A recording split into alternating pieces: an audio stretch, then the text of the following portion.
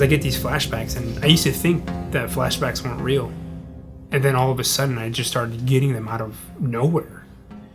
And you know, you're a young guy going through all this stuff. I was 22 on my third tour, and you know, no one tells you about this stuff.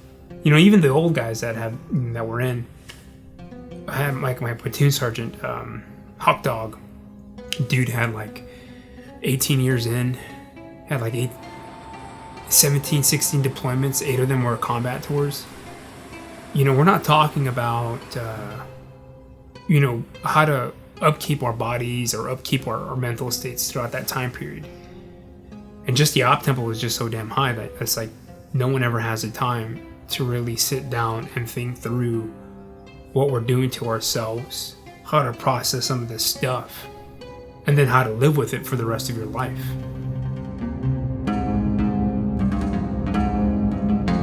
Yeah, our family members may not go down range with those that serve, but they're still in the fight in a different way. And sometimes I think they have it rougher when they're back home because they're just waiting to hear or waiting for their loved one to return. When you go down range, you know what your job is, you know what your duty is, you know what you're going to do pretty much each day, and you know what you're concentrating on. They don't have that luxury. They're just waiting for their loved one to come back. And so I think for them it's even more challenging at times. So.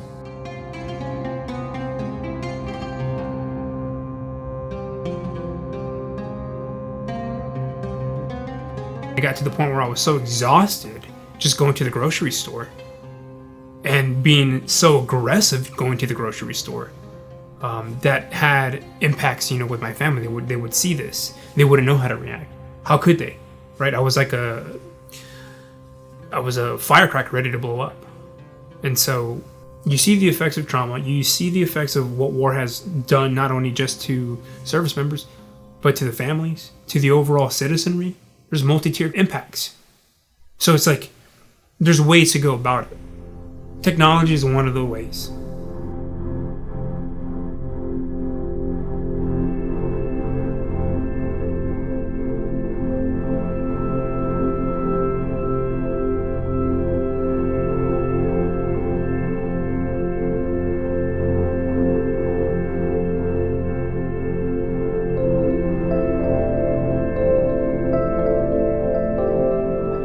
Before we made Time Machine, we knew that when people talked with a counselor or in a group setting, and they worked through their relationship with themselves over time, so they started to connect with their past selves in a positive way, with forgiveness and love, when they started to look forward to the future with plans, goals, and a sense of hopefulness, that actually affected career, education, and health outcomes in a really positive way. So we knew that, and we wanted to use Time Machine, a scalable tool where people could actually guide their own healing process to help people heal trauma.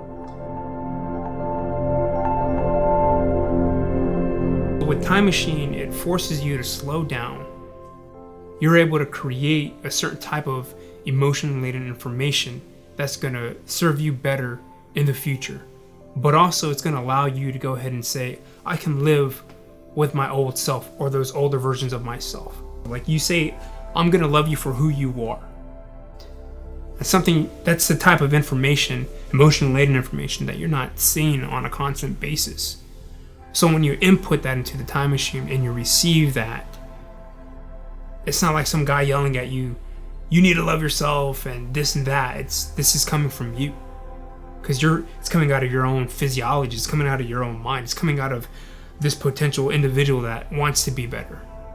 We actually showed scientifically that unconditional love, feelings of love without expectation of return or without any kind of conditions for oneself and for others, actually drove significantly positive improvements in feelings of overall well-being.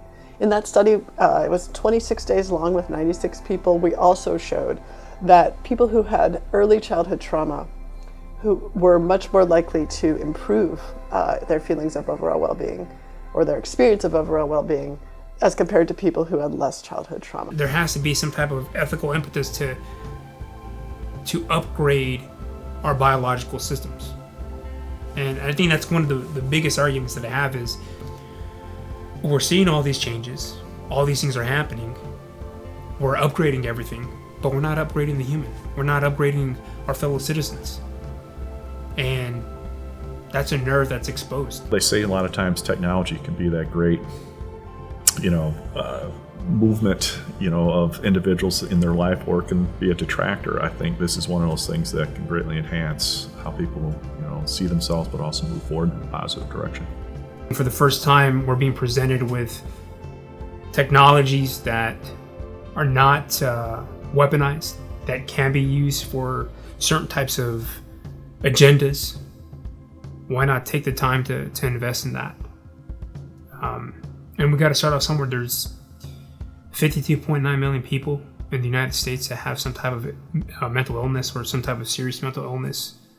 83% of Americans have experienced some type of traumatic event.